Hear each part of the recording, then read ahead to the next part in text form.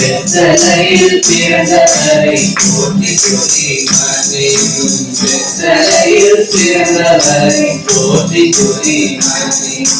சிங்காசனம் வீற்றிருக்கும் தேவ மனிதனோ, சிங்காசனம் வீற்றிருக்கும் தேவ மனிதனோ, இங்கு அன்னமுக கந்தத்தில் படுத்திருக்கிறா.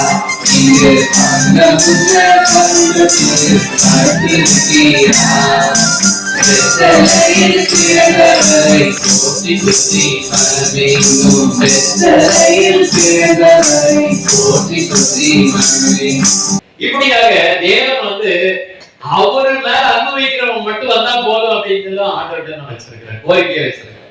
எதுக்கு இந்த நாட்கள்ல நான் உங்களுக்கு சொல்றேன், கிறிஸ்துமஸ் முதல் கிறிஸ்துமஸ கொண்டாடினது யார் உலகத்துல? முதல்ல கிறிஸ்துமஸ கொண்டாடினது யார் அப்படின்னா மேய்ப்பர்கள் தான் கொண்டாடினாங்க. தேவ தூதர்கள் அவர்களோட பரலோகத்திலிருந்து வந்து பரம சேனையே உட்கார்ந்து என்ன பண்ணாங்க, உற்சாகமாக என்ன பண்ணாங்க, அழகான இசைகளோட, பரலோகத்துடைய இசைகளோட பூமியிலே பாடினார்கள். முதல் கிறிஸ்துமஸ் கொண்டாடுறது தேவ தூதர்களும் மேய்ப்பர்களும். இன்னொரு காரியத்துல சொல்ல போனாங்க, பங்கெடுத்த 2 பேரும் வாத்தியா இருந்தவங்க. அது யாரு அப்படின்னு பார்த்தா சிமியோன் என்கிற ஒரு பெரியவர்,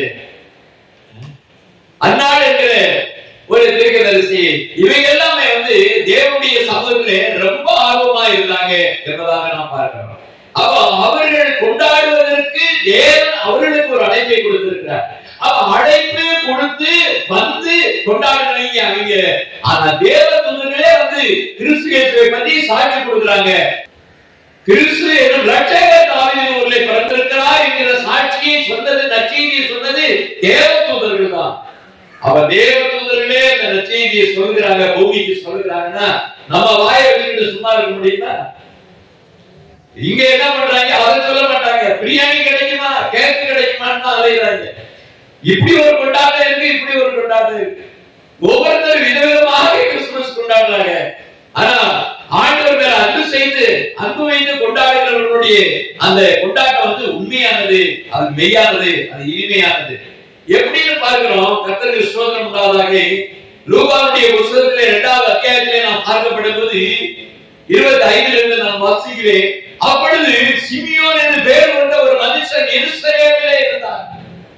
யாவரு சிமியோன்கிற ஒரு வயதானவர் என்ன பண்ணாரு, எருசலேமிலே இருக்கிறாரு. ஆனா அவருடைய வாழ்க்கை எப்படி இருந்தது அதான் நம்ம பார்க்கிறோம். அவன் நீதியும் தேவபக்தி உள்ளவனாக இருந்தான். இஸ்ரவேலின் ஆறுதல் வர காத்திருக்கனாய் இருந்தார். அவர் மேல் பரிசுத்த ஆவியானவர். கொண்டாடுவதற்குள்ள தகுதி முழுமையாக இயேசு கிறிஸ்துவை அறிந்து தேவனுடைய கிறிஸ்துமஸ் கொண்டாடின சிமியோனுடைய வாழ்க்கையை நாம் பார்க்கப்படும் போது தேவ பக்தி என்று நாம் பார்க்கிறோம். பக்தியோட இருந்து கொண்டாடுகிறவங்க கொஞ்சம் பேர் இருந்தாங்க. ஆண்டுடைய சமூகத்திலே தேவனுடைய நீதி நியாயங்களை செய்து கர்த்தருக்கு பிரியமாக பயந்து வாழுகிறவர்கள் கொண்டாடுகிற ஒரு காரியங்கள் இருக்கிறது. அவர்கள் மேல் ஆவியானவர் இருந்தார். அவர்கள் கொண்டாடுகிற கொண்டாட்டம் ஒரு வித்தியாசமான கொண்டாட்டம். ஆனா இன்னைக்கு பாத்தீங்கன்னா அப்படின்னா பாம்பேல ஒரு கூட்டத்தை நான் பார்த்தேன்.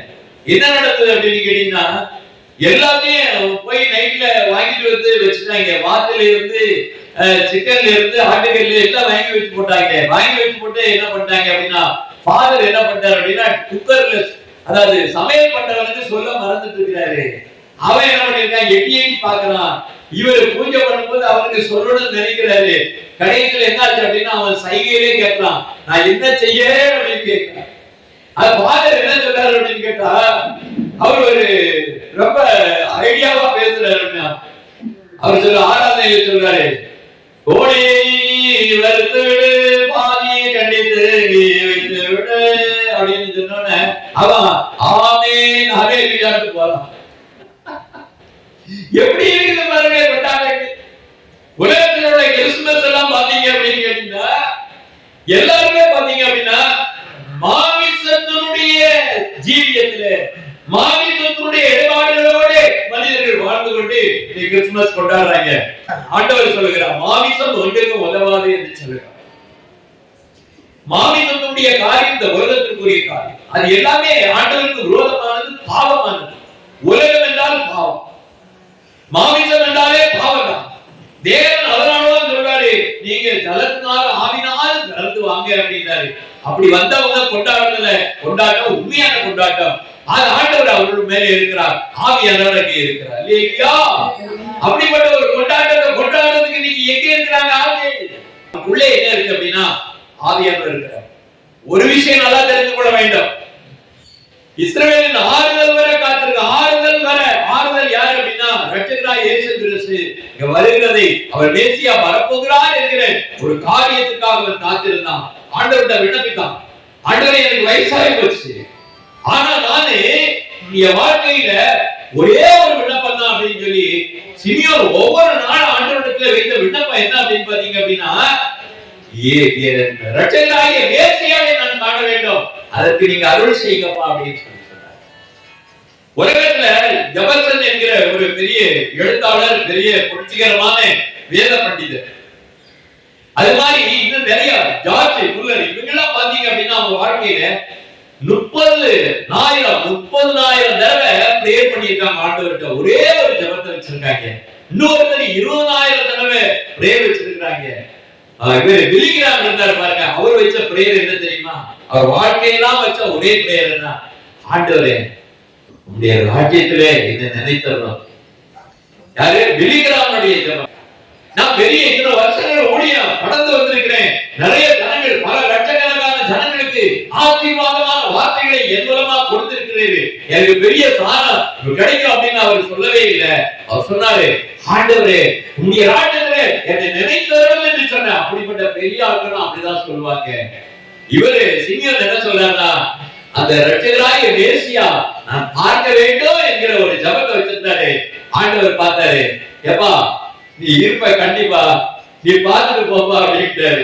அதன்படியாக பாருங்க, அது நடக்கிற காரியத்தை நாம் பார்க்கிறோம். ஆண்டவருடைய கிறிஸ்துவை நீ காண மட்டும் நீ மரணமடைய மாட்டாய் என்று ஆண்டவர் பரிசுத்த ஆவியினாலே அவனுக்கு அறிவிக்கப்பட்டது.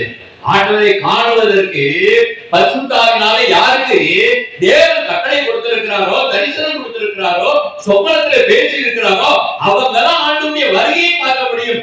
கிறிஸ்துமஸை கொண்டாடுவதற்கு தகுதியுள்ளவர்கள் அவர்கள் தான்.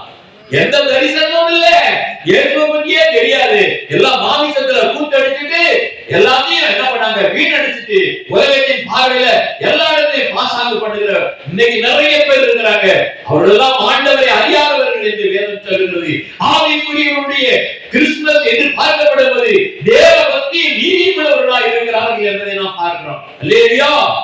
அப்படிப்பட்ட ஒரு ஆவிக்குரிய ஒரு ஆராதனை, ஆவிக்குரிய ஒரு சிந்தனை, ஆவிக்குரிய ஒரு கிறிஸ்துமஸ் கொண்டாடணும்னா நம்மளை தகுதிப்படுத்த வேண்டும். நம்ம ஆண்டவரிடத்துல எப்பொழுதும் காலையில 4 மணி 5 மணிக்கெல்லாம் நம்ம ஜெபம் பண்ணி, ஆண்டவரே உம்மை நாம் தரிசிக்க வேண்டும் என்கிற ஒரு வார்த்தை யாராவது ஒவ்வொரு நாளும் வச்சு ஜெபம் பண்றாங்களா பாருங்க? கிடையாது. இதுதான் இன்னைக்கு ஒரு வாழ்க்கை. அப்ப உலகம் மாறி போய் கிடக்கு, ஜனங்கள் மாறி. காரணம் என்ன? ஊழியக்கார மாற்றி வச்சிருக்கிறார். இன்னைக்கு நடக்கிற நடப்பு அதுதான். இன்னைக்கு நடக்கக்கூடிய காரியங்களை பார்க்கப்படுவது ஆவியானவர் பேசினாரா, சிமியோன்கிட்ட பேசுற மாதிரி உங்ககிட்ட பேசினாரா அப்படின்னு சொல்லி கேட்டீங்கன்னா இல்ல. ஆண்டவரிடத்துல இருந்து வாக்குத்தத்தம் பெற்றாங்களா? ஆண்டவரிடத்துல இருந்து அந்த ஆசீர்வாதத்தை பெற்றாங்களா? நான் மேசியாவை காணுவேன் என்கிற ஒரு வாக்குத்தத்தம் இருக்கிறதா? இதுதான் இன்னைக்கு இருக்கிற கேள்வி. அவன் ஆவியினுடைய ஏவனாலே தேவாலயத்திற்கு வருகிறான். அங்க ஆவியினுடைய ஆவியானவரை ஏவிட்டாரே, போவோம் சீக்கிரம் போனோட அந்த வயசான ரொம்ப ஓவர் உற்சாகம். என்னன்னா இன்னைக்கு வேண்டிய ஆலயத்துக்குள்ள கொண்டு வர போறாங்க, ஏசு குழந்தை என்ன பண்றாங்க, ஆலயத்துக்குள்ள வர போறாரு அப்படின்னு சொல்லி மிகுந்த ஆவலோட மிகுந்த காத்திருப்போட வாசல்ல போய் நிக்கிறான். இப்ப வருவாரு அப்ப வருவாரு அப்படின்னு சொல்லிட்டு காத்து கொண்டு இருக்கிறான். அந்த நேரத்தில் பார்க்கப்படும்போது நடக்கிற சம்பவத்தை பாருங்கள். இவர்கள் என்ன பண்ணுகிறார்? இயேசு என்ற பிள்ளைக்காக நியாயப்பிரமாணத்தின் முறைப்படி செய்வதற்கு தாய் தகப்பன்மார்கள் உள்ளே கொண்டு வர்றாங்க. அந்த குழந்தையை உள்ளே கொண்டு வந்து பிரதிஷ்டை பண்ணுவதற்கு கொண்டு வரும்போது அங்கிருந்து பார்த்துதான் இவர்தான் மேசியா என்பது யாருக்கு தெரியுது? சிமியோனுக்கு தெரியுது. சிமியோன் ஓடி போய் அந்த சந்தோஷம், வாழ்க்கையிலே அவருக்கு நிறைந்த சந்தோஷம், தன் ஜீவியத்திலே மிகப்பெரிய சமாதானமான ஒரு சந்தோஷம், ஒரு ஆறுதலான ஒரு சந்தோஷம் அவருடைய வாழ்க்கையில இருந்தது. எப்ப அப்படின்னு கேட்டீங்கன்னா, அந்த குழந்தைய ஓடி போய் என்ன பண்றாரு அப்படின்னு கேட்டீங்கன்னா, கையில வாங்கிக்கிட்டு அதை பார்த்து பேசுகிறாரு. அவரை தன் கைகளிலே ஏற்றி கொண்டு தேவனை சோதரித்து ஆண்டவரே ஒவ்வொரு வார்த்தையின்படி அடியேனே இப்பொழுது சமாதானத்தோட போக விடுகிறேன் என்று சொல்கிறார். பாருங்க, மனுஷனுக்கு வாழ்க்கையில ஜீவியம் சமாதானம் என்பது இயேசுவை தரிசிக்கணும், இயேசுவை சொப்பனத்துல தரிசனிக்கணும். அவர் தரிசனத்திலே நாம் பார்க்க வேண்டும். ஆண்டவரோட நாம் உறவுகள் இருக்க வேண்டும். ஆண்டவரை காணுகிற ஒரு பாக்கியம், சுலாக்கியம், பரிசுத்த ஆவி நம்ம மேல இறங்கப்பட்டு அந்த ஒரு அனுபவம் இருந்தா மட்டும்தான் இயேசு கிறிஸ்துவோட இருக்கக்கூடிய அந்த ஒரு சமாதானம். நம்ம உலகத்துல எல்லா மனிதரும் பிறக்கிறான், ஓடுறான், சம்பாத்தியம் பண்றான், எல்லாத்தையும் செய்யறான், கடைசியில மொத்தமா போட்டுட்டு நம்பிக்கை இல்லாம செத்து போறான். இருக்கிற ஆசீர்வாதம் எல்லாம் விட்டுட்டு நம்பிக்கை இல்லாம செத்து போறான். ஏன் அப்படின்னு கேட்டீங்கன்னா அவருக்கு ஒரு சமாதானமே கிடையாது. காரணம் என்ன அப்படின்னு கேட்டீங்கன்னா அவன் வாழ்க்கையில மத்தவங்கள மாதிரி இதுதான் வாழ்க்கை, இனிமே ஒண்ணு இல்லைன்னு தெரியுதான். ஆனா கடைசி வயசான காலங்களிலே அவர்கள் யோசிப்பார்கள், மரண தருவாயிலே யோசிப்பார்கள், நம்பிக்கையே நாம செத்துக்கிட்டு இருக்கமே, ஒரு சந்தோஷம் இல்லாம சாகும்போது ஒரு சமாதானம் இல்லையே என்று இந்த உலகத்துடைய சனங்களுக்கு இருக்கிறது, எண்ணம் இருக்கிறது. ஆனால் ஆண்டவராகிய இயேசு கிறிஸ்துவை ஏற்றுக்கொள்கிறவர்கள் ஒரு அம்மா என்ன சொன்னாங்க அப்படின்னு கேட்டா, கப்பல்ல பிரயாணம் பண்ணி போயிட்டே இருந்தாங்க, மகனை பார்க்கணும் அப்படின்னு சொல்லி அவங்க இங்கிலாந்து பார்த்து போயிட்டே இருக்காங்க. திடீர்னு கப்பல் பெரிய ஆபத்துல ஆயிப்போச்சு. என்னாச்சு அப்படின்னா தண்ணி எல்லாம் என்ன ஆயிப்போச்சு, கப்பலுக்குள்ள வந்துருச்சு, பெரிய புயல். அந்த புயல்ல என்னாச்சு அப்படின்னா அந்த அம்மா மழைக்கால் போட்டு ஜெபம் பண்ணாங்க, சந்தோஷமா பாடுனாங்க. பாடும்போது என்னமா கப்பல் உள்ள மூழ்கிட்டு இருக்கு, நீ சந்தோஷமா பாட்டு பாடுற அப்படின்னு கேட்டதுக்கு அந்த அம்மா என்ன சொன்னாங்க அப்படின்னு கேட்டா, என் மகனை பாக்குறதுக்கு தான் நான் இங்கிலாந்து போயிட்டு இருக்கேன், ஆனா கப்பல் மூழ்கும் போது என் அப்பா இயேசு ராஜாவே நான் பார்க்க போறேன், அந்த எனக்கு அந்த சமாதானம் கிடைச்சிருச்சு அப்படின்னு சொல்லி கையெடுத்து அவங்க என்ன பண்ணாங்க, ஒர்ஷிப் பண்ணிட்டு அப்படியே கப்பல் மூழ்கி போச்சு. இப்படிப்பட்ட ஒரு உறவுகள் இருக்கக்கூடிய அநேகருடைய உள்ளங்கள் திரட்டப்படுகிறது. ஆண்டவர் இடைபடுகிறார், ஆண்டவர் பேசுகிறார், அவருடைய உள்ளங்களிலே கர்த்தர் இடைபடுகிறாரே. அப்படிப்பட்ட ஒரு பாக்கியம் இந்த உலகத்துல யாருக்கு கிடைக்கும்? இயேசுவானவருடைய ஒரு உறவு மட்டும் இருந்தாதான் அந்த உலகத்துல மரணத்திலே நம்பிக்கையோடும் சமாதானத்தோட மனிதர் கடந்து போவான். ஆண்டவருடைய ராஜ்யத்திலே அவர் வருவான். ஆண்டவரே பேர் இருக்கிற ஒரு எண்ணம் அவருக்கு இருக்கிறது. அதபடியாக யாருக்கு இருந்ததா, சிமியோனுக்கு இருந்தது என்பதை நாம் பார்க்கிறோம். ஆவியானவரே சொல்லி இருக்கிறாரு. அவர் சொல்லுகிற ஒரு வார்த்தையை கீழே பார்க்கப்பட்டபோது அவர் சொல்லுகிற காரியம் 30வது வசனத்தை நான் வாசிக்கிறேன். ஒரு ஜாதிகளுக்கு பிரகாசிப்பிக்கிற ஒளி, உம்முடைய ஜனமாகிய இஸ்ரவேலுக்கு மகிமை, தேவனின் சகல ஜனத்துக்கு முன்பாக ஆயத்தம் பண்ணினேன், இரட்சகனை என் கண்கள் கண்டது. ஆண்டவருடைய தரிசனம் கிடைச்சா போதும்யா, வேற ஒண்ணுமே வேண்டாம். அவருடைய விண்ணப்பம் நீங்க எத்தனை பேர் இருக்கிறாங்க ஐயா, வாழ்நாளெல்லாம் ஓடுவாங்க, சர்ச்சுக்கு எல்லாம் போவாங்க வருவாங்க, ஞாயிற்றுக்கிழமை அந்த டைம் ஆச்சுன்னா கரெக்டா பாய்கிட்ட அந்த கடை தெரியும், கறி வாங்குறதுக்கு ஓடுவாங்க. அவன் அதைத்தான் எதிர்பார்த்துட்டு இருக்கிறான். உலகம் எப்படி போகிறது?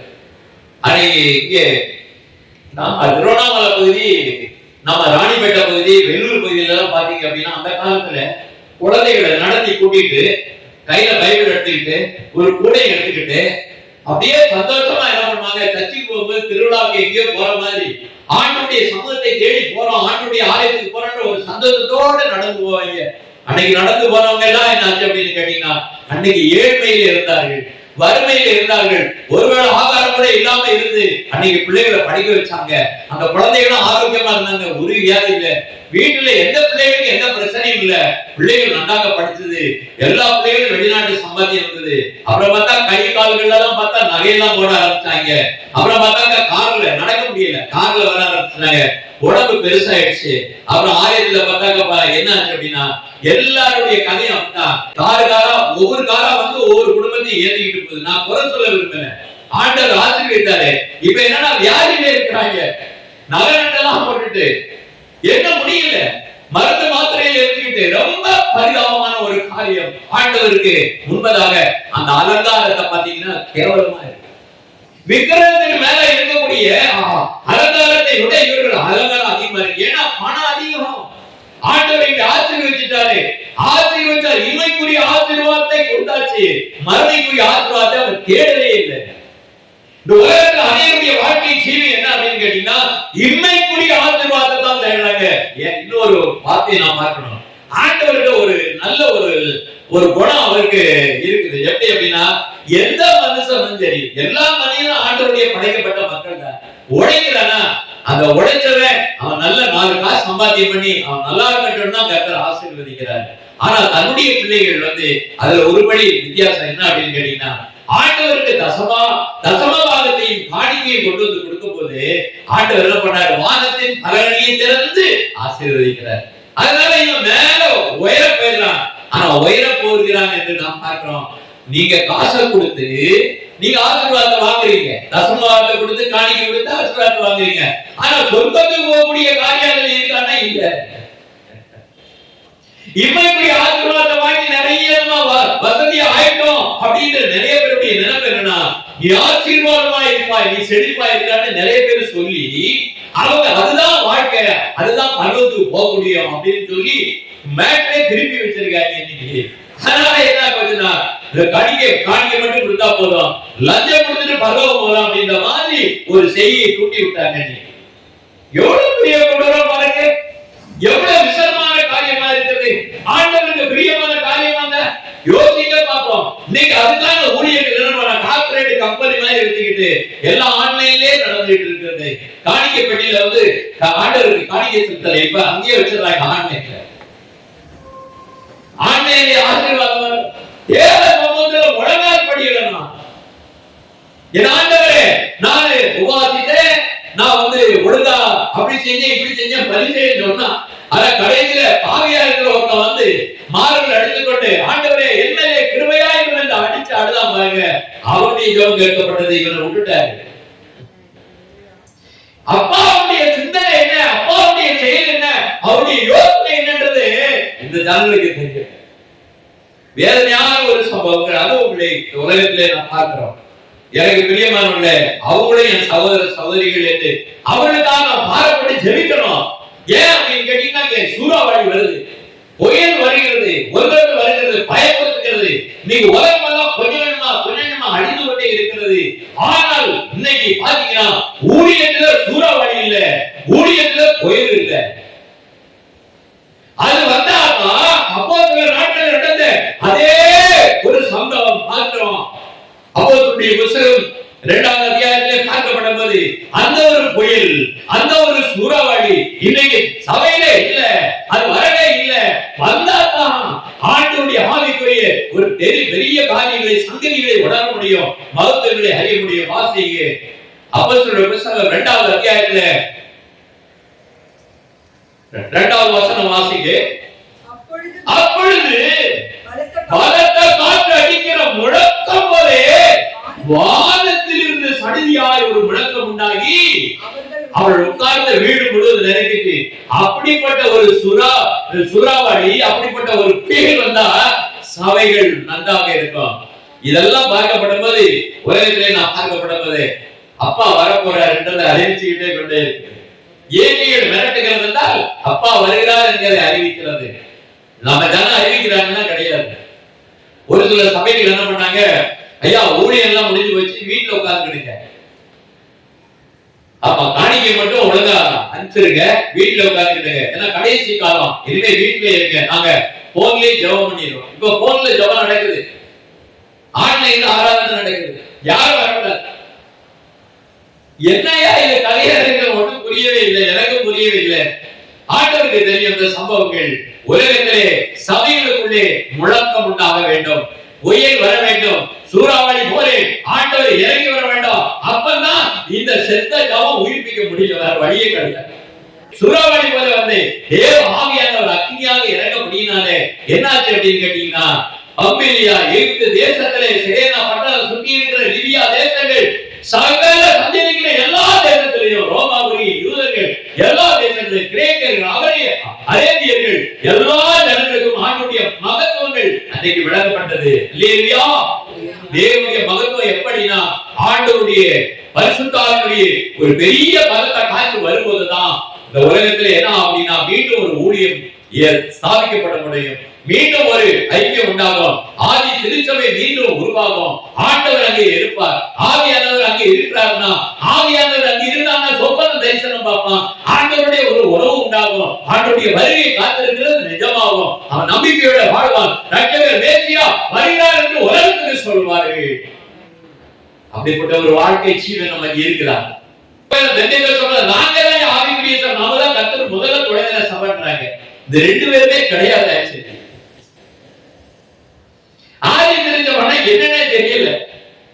ஆண்டவருடைய வார்த்தை என்ன இருக்குது, ஆண்டவருடைய சித்தம் என்ன இருக்குது, ஆண்டவர் என்ன சொன்னாரு, மோசேயிடத்திலே ஆண்டவர் என்ன பண்ணாரு அப்படின்னா, சீனாய் மலையிலிருந்து மாறாத பிரமாணத்தை எங்களுக்கு கொடுத்தாரு. இதுதான்ப்பா என் சித்தம், இதுதான்ப்பா என் சத்தியம், இதுதான்ப்பா உங்களை பரிசுத்தமாக்கும், இதுதான்ப்பா உங்களை காக்கும், இதுதான் ஜீவ பிரமாணம், இதுதான் ஆவி பிரமாணம், இதுதான் அக்னி பிரமாணம் என்று அக்னியிலிருந்து எழுதப்பட்ட கரத்திலிருந்து கொடுத்த அந்த வார்த்தையை தூக்கி போட்டுருச்சு எல்லா சபையும்.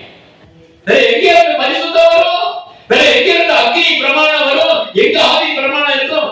ஆண்டவர் சொன்னாரு, இதன்படி நீ செய்தால் நீ பிழைப்பாய் என்று சொல்கிறார். இன்னைக்கு ஜீவன் கொடுக்கக்கூடிய அந்த பிரமாணத்தை தூக்கி போட்டுட்டு எல்லாத்தையும் தூக்கி போட்டுருச்சு. ஒரு சில சபைகள் மிஷனரிகளால் உருவாக்கப்பட்ட திருச்சபைகள், ஒழுங்கு கிரமா கர்த்தருக்கு பயந்து ஊழியம் செய்த மிஷனரியுடைய காலங்களிலே சாதிக்கப்பட்ட சபைகளிலே அந்த பயம் இருக்குது, அந்த பக்தி இருக்குது. எந்த சூழ்நிலையிலும் படுத்து கிடந்தாலும் சரி, ஆயிரத்துக்கு எழுந்து ஓடிடுவாங்க. உடம்பு சரியில்லை வீட்டுல படுத்துக்கிட்டு சொல்ல மாட்டாங்க, லீவ் லெட்டர் அனுப்புற மாதிரி வேலையெல்லாம் பண்ண மாட்டாங்க.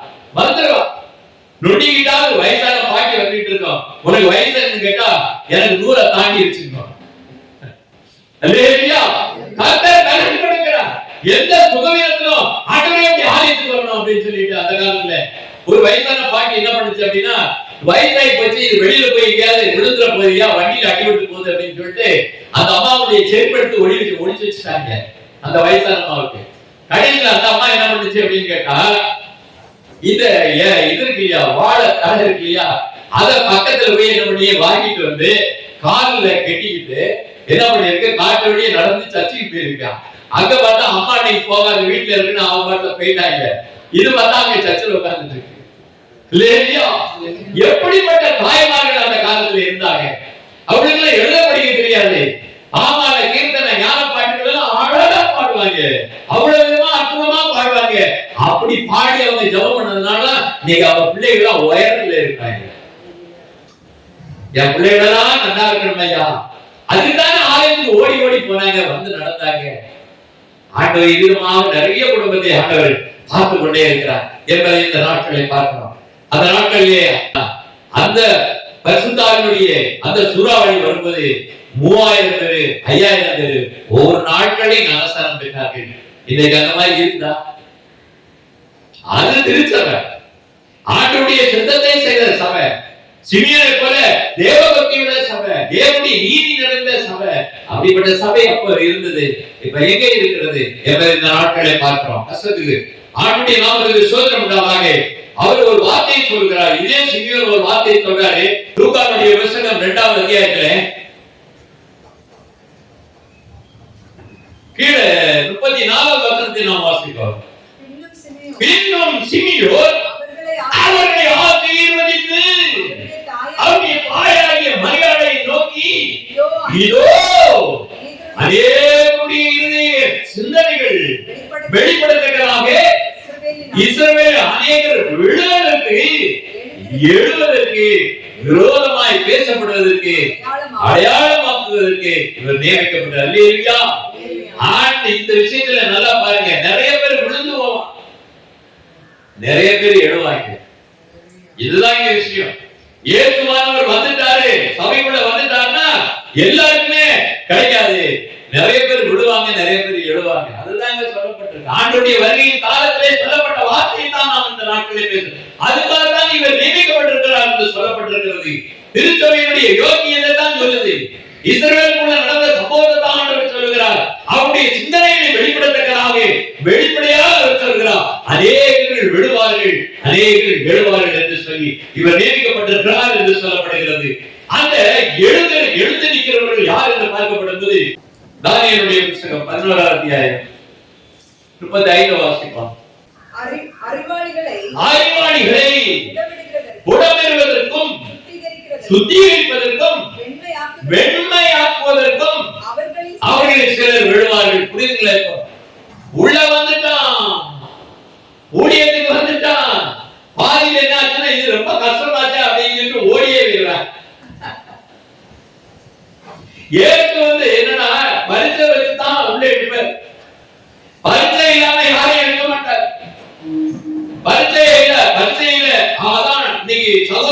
பாருங்க, அவனுக்கு பிறந்த நாள் வாழ்த்துக்கள். அல்லேலூயா.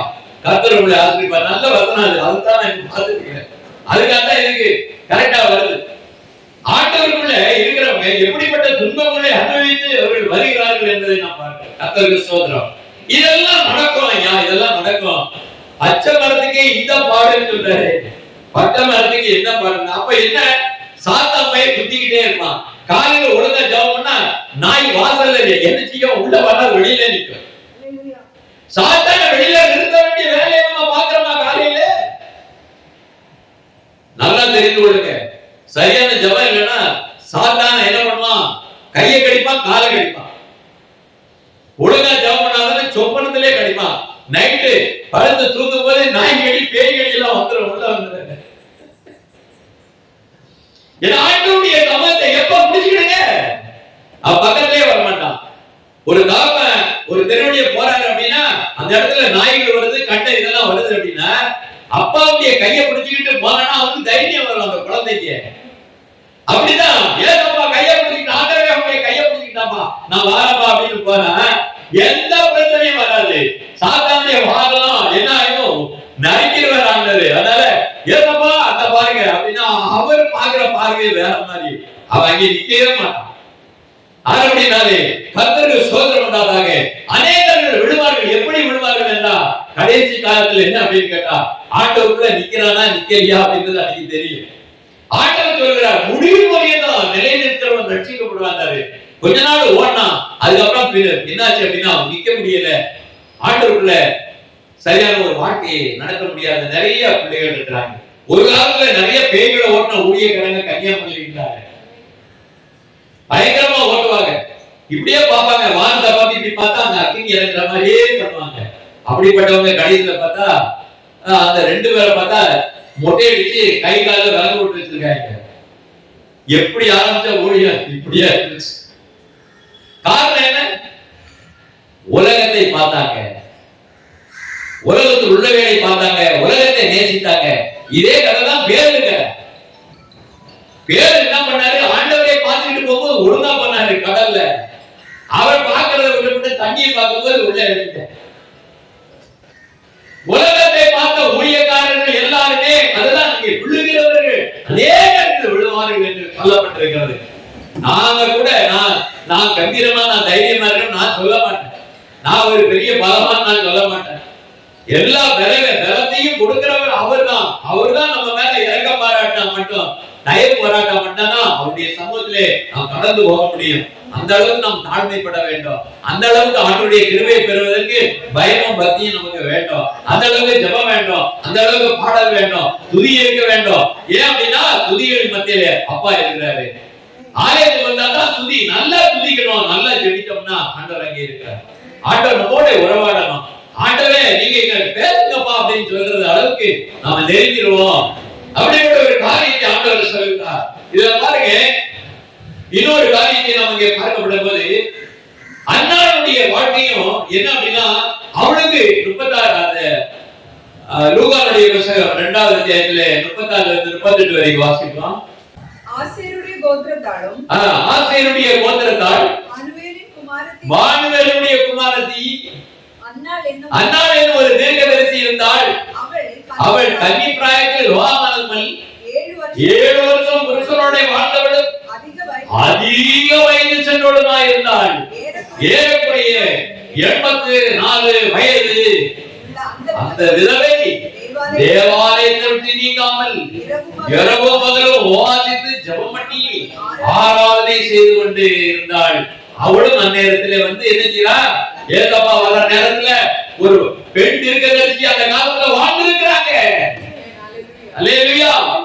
பெண்களை நம்ம லேசா இடப்படக்கூடாது. பெண் தீர்க்கதரிசியை கர்த்தர் ஆண்டவருடைய சமூகத்திலே ஆண்டவருக்கு அடையாளப்படுத்துவதற்காக, இயேசு கிறிஸ்துவின் வருகையை சொல்வதற்காக, அவர் வந்திருக்கிறார் என்று சொல்வதற்காக அதுதான் காத்துக் கொண்டிருந்த பெண் தீர்க்கதரிசி சபையிலே இருந்திருக்கிறார் என்பதை பார்க்கிறோம். நிறைய பேர் நினைக்கிறாங்க, நிறைய பெண்களுடைய ஜெபம் கேட்கப்பட்டு நிறைய பேர் விடுதலையா இருக்கிறாங்க. அவருடைய ஜெபம் அப்படியே சபையில பார்த்தா பெண்கள் தான் அதிகமா இருப்பாங்க, எச்சரிக்கைலாம் இருக்க மாட்டாங்க. ஏன்னா இவங்கெல்லாம் பரலோகம் போவான்னு டவுட்டா இருக்கு. அவர்கள் உத்தமமாக இருக்கிறார்கள், ஒழுங்கா சபைக்கு போறாங்க. ஆம்பளை வரவே மாட்டான். ஒரு சிலருக்கு கை கால் அடிபட்டா மட்டும்தான் ஐயா ஜெபம் பண்ணணும், ஐயா பாஸ்டர் அப்படின்னு முதல்ல உடம்பு சரியில்லைன்னா ஆஸ்பத்திரிக்கு போறல, மனுஷனுக்கு ஜெபம் பண்ணா முதல்ல ஆலயத்துக்கு ஜெபம் பண்ண, உன் வீட்டுக்குள்ள வர முடியாது அப்படின்னு உலக வராத கேட்கிறது, கொண்டு வா சபையை கொண்டு வா, இங்க இருக்கட்டானே, நான் வேணா சோற போடுறேன், அவனுக்கு வேணா எல்லாத்தையும் நான் பாக்குறேன், அவன் இங்க இருக்கணும். ஒரு ஆளு என்ன ஆச்சுன்னா ரொம்ப வம்பு பிடிச்சுக்கிட்டு சபையே வரமாட்டான். கடைசியில பார்த்தா ஒரு ஆக்சிடென்ட்ல அந்தோனி ஹாஸ்பிட்டல்ல கை காலம் கட்டி தூக்கிட்டாங்க. அவன் உட்கார்ந்து இருந்தான், ஜெபம் பண்ண கூப்பிட்டாங்க, மச்சான் கூப்பிட்டு இருந்தாரு, போயிருக்கோம். போகும்போது பைபிள் கொண்டு போயாச்சு, கொண்டு போய் கையில கொடுத்துட்டு பாரு, இந்த பைபிளை படிச்ச முடி, அதுதான் ஆண்டவர் நீங்க படைக்கப்பட்டிருக்காரு, நீ பைபிள் வாசிக்கல சபைக்கு வரல, அதனால இதை படிச்ச உடனே சொல்ல கொடுத்துருவாரு, வீட்டுக்கு அப்படின்னு கொடுத்தோம். அவன் என்ன ஆச்சு அப்படின்னா அதே படிச்சுக்கிட்டே இருந்தான், பைபிள் படிச்சுக்கிட்டே இருந்தான், பணமாய் பிடிச்சி வீட்டுக்கு வந்துட்டான். சங்கீதம் தொண்ணூத்தொன்னு வந்து கொரோனா டைம்ல எல்லாருக்கும் போன் பண்ணி சொன்னோம், ஐயா சங்கீதம் தொண்ணூத்தொன்னு காலையில சாயந்தரம் பிள்ளைகள் பேசுங்க, கொரோனா பக்கத்துல வராது. எவன் வீட்டுக்கு வரலையே, எல்லாருக்கும் சுகப்பிரசவம் ஆச்சு. சங்கீதம் தொண்ணூத்தொன்னு சொல்லி சொல்லி காலையில சாயந்தரம் ஜெபம் பண்ண தாய்மார்களுக்கு எல்லாம் சுகப்பிரசவம், ஆஸ்பத்திரி பக்கமே இல்லை, மருந்தே இல்லை. ஆண்டவர் சொல்றாரு, உள்ளே இருக்குது. ஆண்டவர் சொல்றாரு, இது என்ன அப்படின்னா பெரிய மருந்து. இந்த மருந்து இதுக்குள்ள வளராதவங்க இல்லாதவங்களுக்கு தான் அந்த பலன் தூக்கி போய் பிரச்சனை வருகிறது. பலன் வருகிறதா பலப்படுத்துகிற தேவன் அங்கே இருக்கிறார், அவர் வார்த்தையாக இருக்கிறார், ஆண்டவர் வார்த்தையாகத்தான் இருக்கிறார். அப்படிப்பட்ட தேவனுடைய வார்த்தைகள் ஆண்டவர் நமக்கு கொடுத்திருக்கிறாரு. நாம் இந்த நாட்களிலே காண தகுதி உள்ளவர்களா, இயேசுவை காண தகுதி உள்ளவர்கள் கிறிஸ்துமஸ் கொண்டாடட்டும், அது உண்மையாக இருக்கும். மாமிசத்தின் பிரகாரமா உலக பிரகாரமா கிறிஸ்துமஸ் கொண்டாடணும், அது ஒண்ணுமே இல்ல. ஏன் அப்படின்னு கேட்டா, இஸ்ரவேல் ஜனங்கள் எல்லாம் மாமிசத்திலேயே நடந்து போனாங்க. அது நடந்து என்ன பண்ணாங்க, வானத்துல உள்ள மன்னாவை சாப்பிட்டாங்க, வாயில என்ன பண்ணாங்க, மாட்டப்படிச்சு எடுத்து வாயில வச்சாங்க, பல்ல வச்சாங்க, ஆண்டவர் அடி போட்டாரு, கடைசியில எல்லாரும் தீர்த்தாங்க. அப்ப என்ன அர்த்தம், ரொம்ப ருசியா கடிக்கும் போது ஆண்டவர் அடிப்பாரு. உலக பிரகாரமான பாவ சிந்தனையுடைய மாமிச எண்ணத்தோட உலகத்தில் ஆச்சரிக்கிற எவரையும் கர்த்தர் பண்ணுவாரு, வாயில பல்ல பிரியாணி வைக்கும் போது பொறுப்பு ஆண்டவர் விதமாக சொல்கிறார். அப்பா என்னப்பா இஸ்ரவேலுக்கே இந்த கதையா, அவருடைய ஜனம், அவருடைய வம்சாவளி, அவருக்கே இந்த பாடாயா, ஐயா நாங்க தான் புரஜாதி, எங்கேயா போவோம், எங்க மேல தயவு பண்ணுங்கப்பா அப்படின்னு தான் நம்ம கேட்க வேண்டியிருக்கு. ஆண்டவராகிய இயேசு கிறிஸ்துவினுடைய ஒரு வருகையை குறித்து அந்த அம்மா சொல்றாங்க, அவளும் அந்நேரத்திலே 38வது வசனம், அவளும் அந்நேரத்திலே வந்து நின்று கர்த்தரை புகழ்ந்து எருசலேமிலே மீட்புண்டாக காத்திருந்த யாவருக்கும் அவரை குறித்து பேசினார். ஆண்டவரே யாரு மேசியா என்று சொல்லி உலகத்துல சபைக்கு வெளிப்படுத்தினது ஒரு சகோதரி, ஒரு பெண் தீர்க்கதரிசி, வேற யாரும் சொல்லல. சபையிலே ஒரு பெண் தீர்க்கதரிசி எழுப்பி இதோ மேசியா வந்திருக்கிறாரு, இவர்தான் அவர் என்று சொல்லி சொன்ன ஒரு பெண் யார் அப்படின்னா சபைக்குள்ள அந்த அம்மா தான். அவர்தான் மீட்பர், அவர்தான் ரட்சகர், அவரை குறித்து தான் அந்த அம்மா பேசுவதற்காக காத்து கொண்டிருந்தாங்க. ஒவ்வொருத்தருக்கும் சொல்லிக்கொண்டே ஆலயத்திலே உட்கார்ந்து பாடிக்கொண்டே இருந்தாங்க, எப்படியாவது ஏசப்பாவை பார்க்கணும் அப்படின்னு சொல்லிட்டு. அல்லேலூயா. அந்த இடத்தோடு இருக்கிறவர்கள், இயேசுவை தரிசிக்கிறவர்கள் மாத்திரம் தான் கிறிஸ்துமஸ் கொண்டாட நல்லா இருக்கும் இல்லீங்களா ஐயா? நியாயம் கிடையாது. பிரியாணிக்கு ஓடினாயா எப்படியா, கேக்குக்கு பிரியாணிக்கு அலைஞ்சா என்னையாது, அங்க கொடுக்க விட்டு அடிச்ச மாதிரி பல்லுல காடை வச்சு, எங்களுக்கு காடை வச்சு வேணும், நாங்க இருக்கல, நாங்க கொண்டிக்காய் விளைவிக்காய் எல்லாத்தையும் சாப்பிட்டு இருந்தோம், இங்க இனி வனாந்தரத்துல எங்களை சாகடிக்க கொண்டு வந்துட்டு எங்களுக்கு காடை வச்சு கூட அப்படின்னாங்க. குடும்பம் அப்படின்னு சொல்லி கடைசியில ஆண்டவர் என்ன பண்ணாரு, வனாந்தரத்துல காடை வச்சு கொடுத்தாரு, கொடுத்து என்ன பண்ண வாயில கடிச்சாங்க, கொண்டே விட்டாரு. இல்லையா? இப்படியாக பிரியாணிக்கு கேக்கு அலைகிறவர்கள் கதையெல்லாம் என்ன ஆகும்? என் அப்பன் இயேசுவை தேடுகிற அவருடைய வெளிப்பாடு உள்ள பிள்ளைகளாக நாம் வாழ வேண்டும், அவரை தரிசிக்கிற பிள்ளைகளாக வாழ வேண்டும், அவரை போற்றி புகழுகிற பிள்ளைகளாக வாழ வேண்டும், அவரை அறிவிக்கிற பிள்ளைகளாக வாழ வேண்டும். அப்படிப்பட்ட தேவபக்தி உள்ளவர்கள் அந்த காலத்தில் இருந்தது போல, பரிசுத்தவான்கள் மேலே இருந்தது போல, ஆண்டவர் வருகையிலே ஆண்டவரை ஏற்றிக்கொண்டு கையிலே எடுத்துக்கொண்டு அவர்கள் தீர்க்க தரிசனம் உரைத்தார்களே, அநேகர் விழுவார்கள், அநேகர் எழுவார்கள் என்று சொல்வது பிரகாரமாக இந்த நாட்களிலே ஆண்டவருடைய சாட்சியை நாம் கொடுக்கிறவர்களாக இந்த உலகத்திலே நாம் இருக்க வேண்டும். கர்த்தருடைய நாமத்துக்கு ஸ்தோத்திரம். 30வது வசனத்தை வாசிப்போம். புறஜாதிகளுக்கு பிரகாசிப்பிக்கிற ஒளி. அப்போ புறஜாதிகளுக்கு ரட்சிப்பை அன்னைக்கே சொல்லப்பட்டிருக்கிறது. யார் சொன்னா என்று பார்க்கப்படும் போது இதே சிமியோன் தான் சொல்லுகிறார். எவ்வளவு பெரிய ஒரு காரியம் பாருங்க. அதுக்கு மேல 2வது அத்தியாயத்துல மேல பாருங்க, தேவதூதர்கள் வந்து சொல்லுகிறார்கள். அவர்கள் சொல்லுகிற ஒரு காரியத்தை பாருங்க, 9ல இருந்து வாசிங்க. கர்த்தருடைய தூதன் அவர்களிடத்திலே வந்து நின்றான். ஆனா என்னாச்சுன்னா கர்த்தருடைய மகிமை, கர்த்தருடைய ஒளி, பேரொளி அவர்கள் எல்லாம் சுத்தி பிரகாசித்தது. அல்லேலூயா. இயேசுவை சொல்லும்போது, நீங்க தேவனுடைய வார்த்தையை சொல்லும்போது கர்த்தருடைய மகிமை அங்கே இறங்கணும். இதுதான் அடையாளப்படுத்துகிறது. அப்பொழுது அவர்கள் பயந்தார்கள். இந்த நற்செய்தியை சொல்லும்போது ஜனங்கள் பயப்பட வேண்டும், ஜனங்கள் அவரை அறிய வேண்டும், அவர் மகத்துவத்தை உணர வேண்டும், அவர் பேரொளி அவர்கள் மேல் இறங்க வேண்டும், அவருடைய பிரசன்னம் ஊற்றப்பட வேண்டும், அவருடைய மகிமை இறங்க வேண்டும், அவர்கள் ஆண்டவரை ஆடி பாடி கொண்டாட வேண்டும். அதுதான் கிறிஸ்துமஸ். அப்பாவுடைய ஒரு பெரிய எண்ணங்கள், அவருடைய அன்பை இன்னைக்கு புரிந்து கொள்ளாத ஜனங்களாக, மாமிசக்காரிகளாக இன்னைக்கு பிரியாணிக்கு அலையிறாங்க, கோழிக்கு சிக்கனுக்கு அலையிறாங்க. ஐயா, உங்க இதுல வான்கோழி பிரியாணி எல்லாம் போடுவாங்க கிறிஸ்துமஸுக்கு அப்படின்னு சொல்லி புறஜாதிகள் என்ன பண்ணாங்க, வாயை விட்டு கேட்கிறாங்க. கேவலமா இருக்குது. இப்படியாக இன்னைக்கு நிறைய பேருடைய வாழ்க்கை பாத்தீங்கன்னா நாம கண்ணீர் விட வேண்டி இருக்கு. அப்படிப்பட்ட கிறிஸ்துமஸை பத்தி அவங்களுக்கு ஊழியக்காரர்களுக்கு தெரியல, சபையில தெரியல, பாவமா இருக்கு. அவர்கள் சொல்லுவதற்கு ஆள் இல்லை, அவர்கள் உணர்த்துவதற்கு ஆள் இல்லை.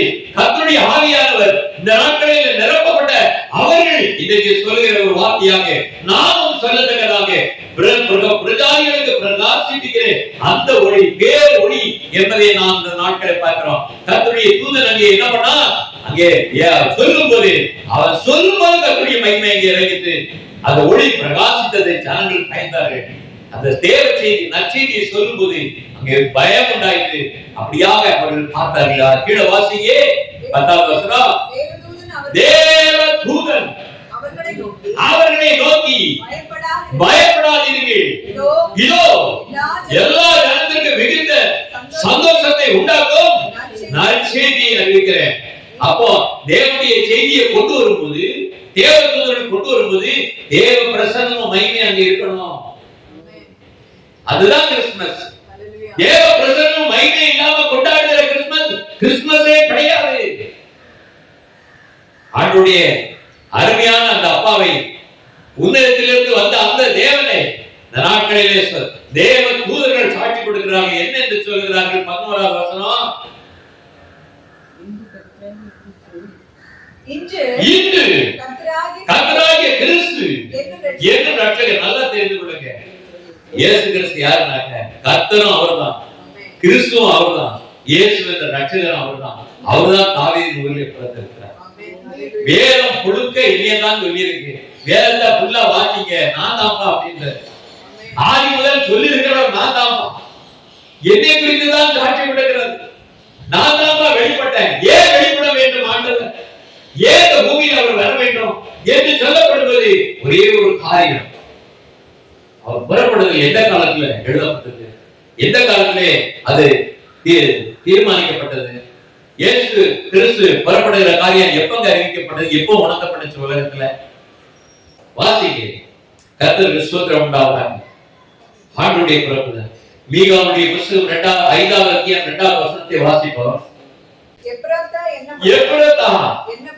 என்னப்பட்ட பெத்லகேமே, நீ யூதேயாவிலே ஆயிரங்களுக்குள்ளே சிறியதாக இருந்தாலும் இஸ்ரவேலை ஆளப் போகிறவர் உன்னிடத்திலிருந்து புறப்பட்டு என்னிடத்திலே வருவார். அவருடைய புறப்படுதல் அனாதி நாட்களுடைய பூர்வமுடையது. வானமும் பூமியே உண்டாக்கப்பட்டது. ஆண்டவர் நம்ம தலைவர், சிம்மாசனத்துல ராஜாதி ராஜா பிரபு, தேவாதி தேவன் அவர் இருக்கும்போது, தனிமையில இருக்கும்போது அப்பவே இந்த திட்டத்தை வச்சிருக்கிறாரு.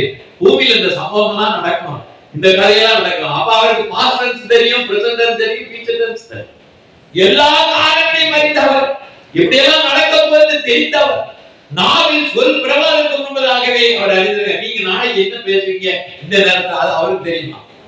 சங்கீதம் 139 படிச்சு பாத்தீங்கன்னா, நாவில் சொல் பிரமாணத்துக்கு முன்பதாக கர்த்தாவே அதையெல்லாம் நீர் அறிந்திருக்கிறேன். இந்த காரியம் ஆச்சரியமா இருக்கு, எட்டாத உயரமா இருக்கு. ஏன் அப்படின்னா நாளைக்கு என்னென்ன சங்கதி நடக்குது அவருக்கு தெரியும், என்ன பேசுவாங்கன்னு தெரியும். ஒவ்வொரு மனிதனை குறித்து அவருக்கு எல்லாம் தெரியும். அப்படினாலே இங்க சொல்லி இருக்கிறாரு. இந்த நாட்களிலே பார்க்கிறோம், கர்த்தருக்கு ஸ்தோத்திரம் உண்டாவதாக. நீ எங்கே ஆண்டவர் பெறப்படுகிற வருகையினுடைய காரியம் அன்றைக்கே எழுதப்பட்டிருக்கிறது என்பதாக கருத்திலே நாம் பார்க்கிறோம். ஒரு காரியத்தை பார்க்கிறோம்.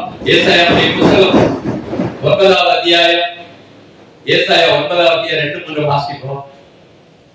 இருளில் நடக்கிற ஜனங்கள் ஜனங்கள் பெரிய வெளிச்சத்தை கண்டார்கள். பெரிய வெளிச்சம் என்றால் என்ன? இயேசு கிறிஸ்துவை அறிவிக்கிறது. பெரிய வெளிச்சம் என்பது அவர்தான். இருளில் நடக்கிற ஜனங்கள் பெரிய வெளிச்சத்தை கண்டார்கள்.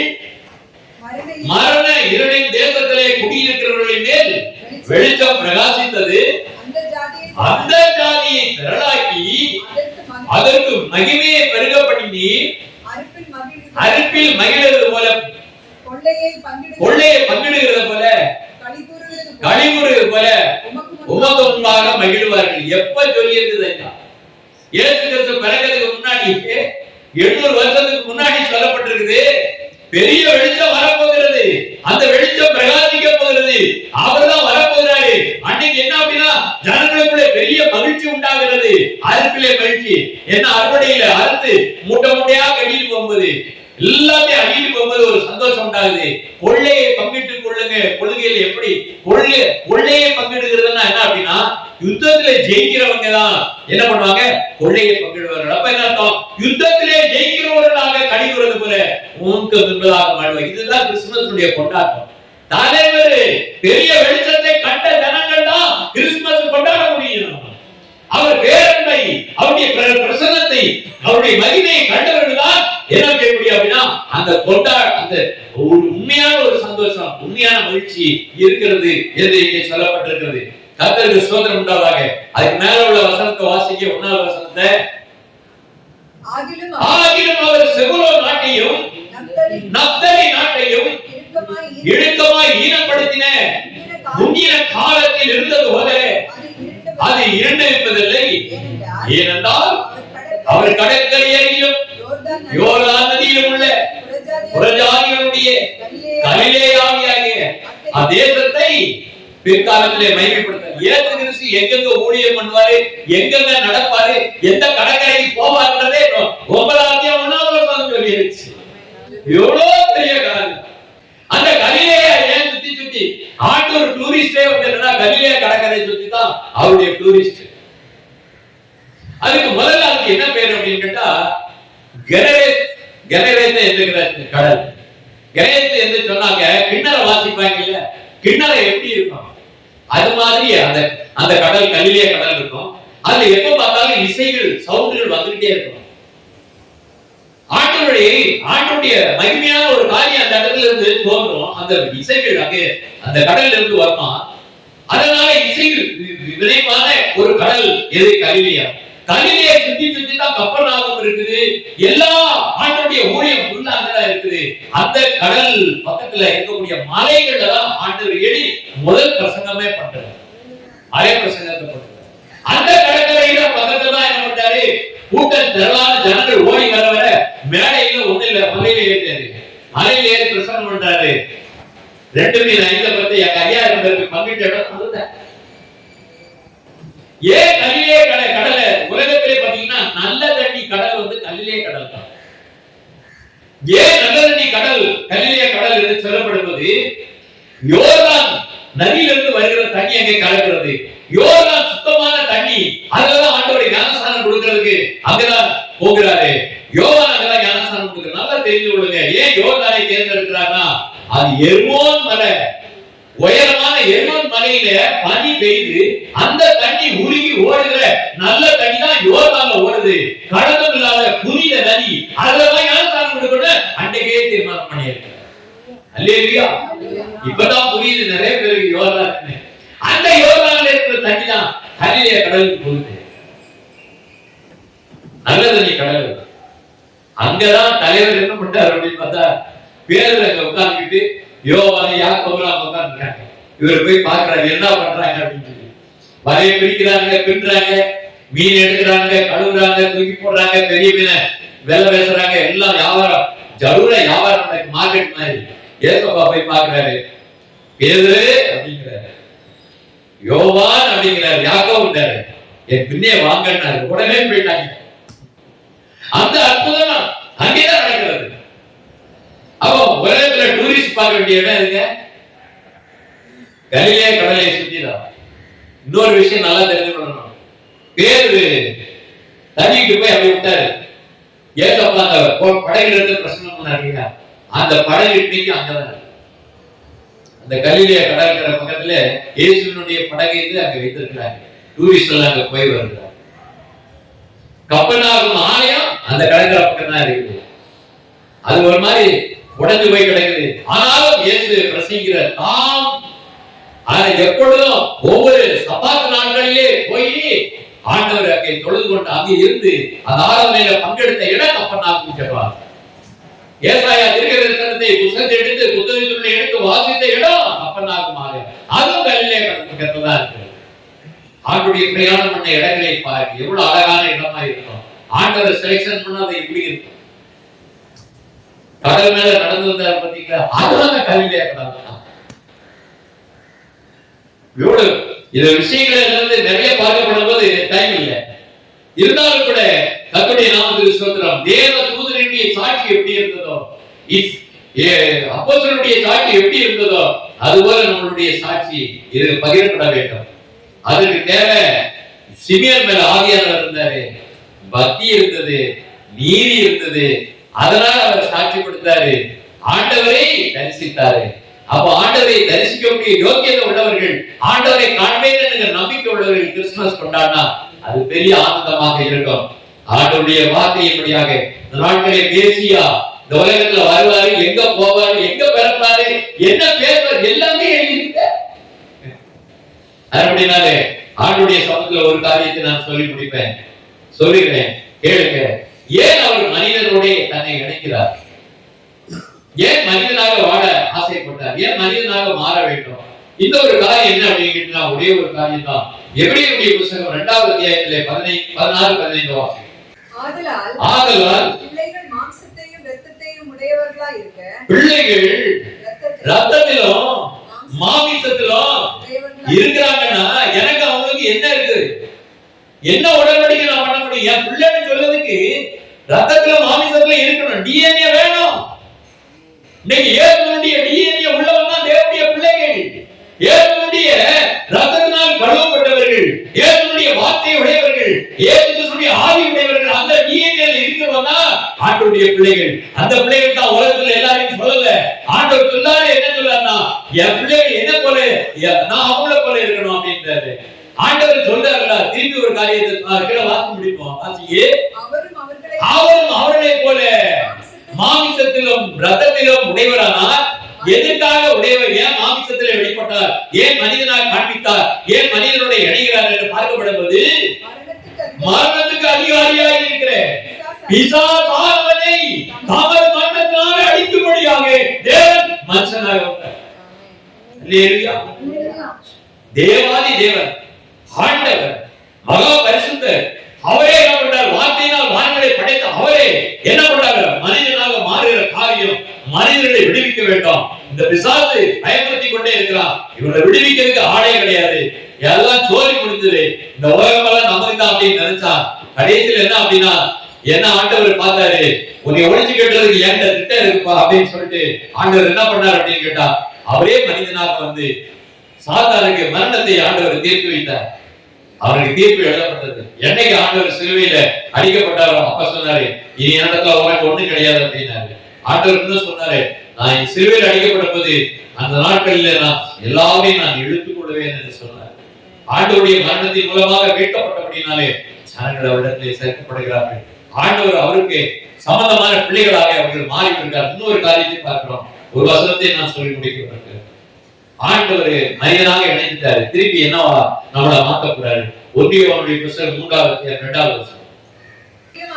பிரியமானவர்களே, இப்பொழுது தேவனுடைய பிள்ளைகளாய் இருக்கிறோம், இனி எவ்விதமாய் இருப்போம் என்று இன்னும் வெளிப்படவில்லை. ஆகிலும் அவர் வெளிப்படும் போது அவர் இருக்கிற வண்ணமாகவே நாம் அவரை தரிசிப்பதனால் அவருக்கு ஒப்பாயிருக்கும் என்று இருக்கிறோம். பாத்தீங்களா எப்படிப்பட்ட நம்பிக்கையை கொடுக்கிறாரு. எப்பா உன் தகப்பன் நானே, ஒரே மாதிரி நான் வந்துட்டேன், நீ எதே மாதிரி வாப்பா அப்படின்னு சொல்லி கூப்பிடுறாரு. அதுக்கு கல்வி கிடைத்தவர்களாக நாம் கடந்து செல்ல வேண்டும். அதற்கான அழைப்பை கர்த்தர் நம்பிக்கையை கொடுத்திருக்கிறார், அந்த சந்தோஷத்தை கொடுத்திருக்கிறார். அப்படிப்பட்ட பிள்ளைகள் தன்னை சுத்திகரித்து தன்னை பக்தியும் நீதி உள்ளவர்களாக மாற்றி தேவ பிரசன்னத்தினாலும் தேவ மகிமையினாலும் ஆற்றலை பேசுகிறவர்களாக உளவாடுகிறவர்களாக அவருடைய சமூகத்திலே நாம் காணப்படும்படியாக நாம் கடந்து போவோம். கர்த்தர் உங்களை ஆசீர்வதிப்பாராக. ஆமென். நாட்களிலும் நன்மையாய் நினைத்து இந்த வார்த்தைகளை கேட்க ஹல்லேலூயா. தேவன் நம்மளை கூட்டி சேர்த்திருக்கிறார். ஹல்லேலூயா. உலக தோற்றத்திற்கு முன்னமே அவர் அழிக்கப்பட்ட ஆட்டுக்குட்டி, அவருடைய நித்திய ஜீவனுக்கு சுதந்திரவாளியாக நம்மை யாவரையும் அவர் மீட்டெடுத்தார். ஹல்லேலூயா. ஸ்தோத்திரிக்கிறோம். உம்முடைய மகிமையான வார்த்தைகளை கொண்டு எங்களோடு இடைப்பட்டு நாங்கள் ஆண்டவரை எப்படிப்பட்ட பிள்ளைகள் என்பதற்கு ஜீவனுள்ள தேவனுடைய பிள்ளைகளாய் ஆண்டவரே இருக்கிறோம் என்பதை உம்முடைய வசனத்தின் மூலமாய், ஆண்டவரே உம்முடைய வார்த்தையின் மூலமாய், உம்முடைய சத்தியத்தின் மகிமையினாலே, சத்தியத்தினால் ஒரு பொய்யும் உண்டாயிராது, உம்முடைய சத்தியத்தை கொண்டே எங்களுக்கு விளம்பிய உம்முடைய வார்த்தைகளுக்காய் ஸ்தோத்திரம் ஆண்டவரே. அற்புதமான வார்த்தைகள் ஆண்டவரே, ஆவியினாலே மாம்சத்தினால் மாம்சம் ஒன்றுக்கு உதவாது, ஆவியோ ஜீவனும் சமாதானம் என்று சொல்லி இருக்கிறது. கிறிஸ்துமஸ் பண்டிகைக்காக கிறிஸ்து பிறக்கவில்லை, கிறிஸ்துவுக்குள்ளாக யாவரும் மீட்கப்பட வேண்டும் என்பது, அந்த நித்திய மீட்பை அடைவதற்காக கிறிஸ்து இந்த உலகத்திற்கு பிறகு உலகத்திற்கு ஒரு நற்செய்தி, இயேசு பிறந்தது பாவ மரண கட்டிலிருந்து விடுதலை கொடுத்து அவருடைய பிள்ளைகளாய் நித்திய சுதந்திர மகிமைக்குள்ளே வாழ அதை குறித்து சுவிசேஷம் சொல்ல வேண்டும் என்று அப்படிப்பட்ட அன்றைக்கு அத்தனை மிஷனரிகள், எத்தனையோ தேவ மனிதர்கள், தேவ பிள்ளைகள் தங்களுடைய வாழ்வை குடும்பத்தை ஒப்பு கொடுத்து இன்றைக்கு நம்ம கையில பரிசுத்த வேதாகமம் இருக்கிறது. படிக்கிறதுக்கு நேரம் இல்லை, அவரை குறித்து சொல்ல நேரம் இல்லை. அதுதான் இன்னைக்கு சொன்னாங்க, நம்மளுக்கு இப்படிப்பட்ட இத்தனை பெரிய நன்மைகளை செய்திருக்கிற அந்த நன்மைகளை, அந்த ரட்சிப்பை மறந்து கவலையற்று இருக்கிறோம். பண்டிகைக்காக அல்ல கிறிஸ்து பிறந்தது. இன்னைக்கு ஏதோ புசித்தோம், சாப்பிட்டோம், கொண்டாடினோம், மகிழ்ந்தோம், நல்ல உடைகளை உடுத்தோம், புது புது உடைகளை வாங்கி, அதற்காக இல்லை. கிறிஸ்து அந்த பண்டிகைக்காக பிறக்கல. நித்தியத்துல பிதாவின் மகிமைக்குள்ளே அவரோடு மகிழ்ந்திட, அவரோடு உலாவிட, அவரை ஆராதித்து மகிமைப்படுத்திட, அந்த நித்திய சந்தோஷத்துல என்றும் இருக்கு. அவரோடு வாழுகிற ஒரு வாழ்க்கை, அழிவில்லாத வாழ்க்கை, அற்புதமான வார்த்தைகளை கொண்டு நம்மை மறுபடியும் உயிர்ப்பிக்கிறார். அழிவில்லாத சத்திய வித்தினாலே நான் உங்களை மறுபடியும் செழிப்பிக்கிறேன், ஒரு புதிய ஜீவனுக்குள் உங்களை. ஆண்டவரே, இந்த நாட்களில் எங்கள் வாழ்க்கை ஆண்டவரை மீட்டெடுத்ததை பார்க்கிறோம். இயேசுவே, 2000 ஆண்டுகளுக்கு முன்பதாக எங்களுக்காக இந்த உலகத்துக்கு வந்தீரே. அந்த வந்த நாட்களை, அந்த மகிமையான நாளை இன்றைக்கு ஆண்டவரே, அது யார், எப்படிப்பட்டவர்கள்? பரிசுத்த ஆவியினாலே நிரப்பப்பட்டவர்கள்.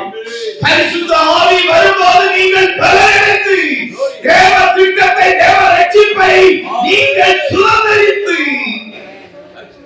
அப்பொழுது ஆராதிக்கும் போது ஆவியோடு ஆராதிக்கிற ஒரு ஆராதனை, அந்த கிறிஸ்துவ ஆராதனை, புத்தி உள்ள ஆராதனை. ஆண்டவரே, உலக ஆராதனை இல்ல, மாம்சிக ஆராதனை இல்ல, இது புத்தி உள்ள ஆராதனை, ஆவியோடு உண்மையோடு ஒரு ஆராதனைக்கு பரிசுத்த ஆவியிலே நிறைந்து சிமியோன் அன்றைக்கு வாழ்த்தி மகிழ்ந்து சமாதானத்தோடு கடந்து போகிறேன் என்றார். எங்கள் யாவருக்கு அந்த சமாதானம் வரட்டு ராஜா. உங்களுடைய பண்டிகைக்குள்ள எங்களுக்கு அந்த சமாதானம் ஒவ்வொருவருக்கு வருவதாக, அந்த சமாதானத்தின் மகிமை ஒவ்வொருவருடைய வாழ்க்கைக்குள்ள வரட்டும். நாம் அதை பெற்றுக் கொள்ள வேண்டும். அதற்காக என் தேவனை தரிசிக்கிறேன், அதிகாலமே தேவ சமூகத்துக்குள்ளே வர வேண்டும். அதிகாலமே எழுந்திருக்க வேண்டும் என்கிற உணர்வு வரட்டும். என் தேவனுக்காக இந்த அதிகால நேரத்தை கொடுக்க முடியாத ஒரு வாழ்க்கை வாழ்ந்து கொண்டிருக்கிறோமே. எங்களுக்காக ஜீவனை கொடுத்த இயேசு மக்காக நாங்கள் இன்றைக்கு கொடுத்திருக்கிற இந்த நேரத்தை போல அதிகாலை நேரத்தை உமக்கு உண்மையாய் கொடுக்க ஒவ்வொருவரை ஆசீர்வதிக்கிறார், ஒவ்வொருவரை பலப்படுத்துவீராக. உம்முடைய சித்தத்தை அறிந்து உம்முடைய ரட்சிப்பின் மகிமையை கருத்துக் கொண்டு இந்த உலகத்திலே சுடர்களை போல பிரகாசிக்கிறவர்களாய் இருக்கிறேன். இருளில் இருக்கிற ஜனங்கள் பெரிய வெளிச்சத்தை, மகிமையான வெளிச்சத்தை காண்கிறேன். அந்த வெளிச்சத்தில் பிள்ளைகளாய் இருக்க ஆசீர்வதிக்கிறார்கள். பயன்படுத்துவீராக. இந்த உலகத்துக்கு வெளிச்சமாய் இருக்கிற அந்த ஆசீர்வாத மகிமை இருக்கிறது. அதற்காக ஸ்தோத்திரம். அருமையான வார்த்தை கொடுத்த தாசனை ஆசீர்வதிக்கிறார். உடைய வார்த்தை ஆண்டவரே, நீர் பிறந்த அந்த நற்செய்தியின் மகிமைகளை குறித்து இன்றைக்கு ஆண்டவரே எங்களோடு நீர் உம்முடைய ஆவியினாலே பிரசன்னத்தினால் இடைப்பட்ட ஆண்டவரே உமக்கு ஸ்தோத்திரம். உம்முடைய தாசனை மறைத்து நீர் வெளிப்பட்ட எல்லா மகிமைக்காய் உம்முடைய தாசனை பயன்படுத்தினதற்காக உம்முடைய ஊழியக்காரனை கொண்டு இன்னும் அநேக இடங்களிலே அநேக தேசங்களுக்குள்ள எடுத்து பயன்படுத்துகிறோம். ஆசீர்வதிங்க. உம்முடைய வார்த்தை ஆண்டவரே பூமியை ஒருவனை வரைக்கும் கூப்பிடுகிற ராஜாவின் சத்தம் தொழிக்கட்டும். சுவிசேஷ சத்தங்கள் அது முழக்கமாய் முழங்கட்டும் ஒவ்வொருவருடைய வாழ்க்கைக்கு.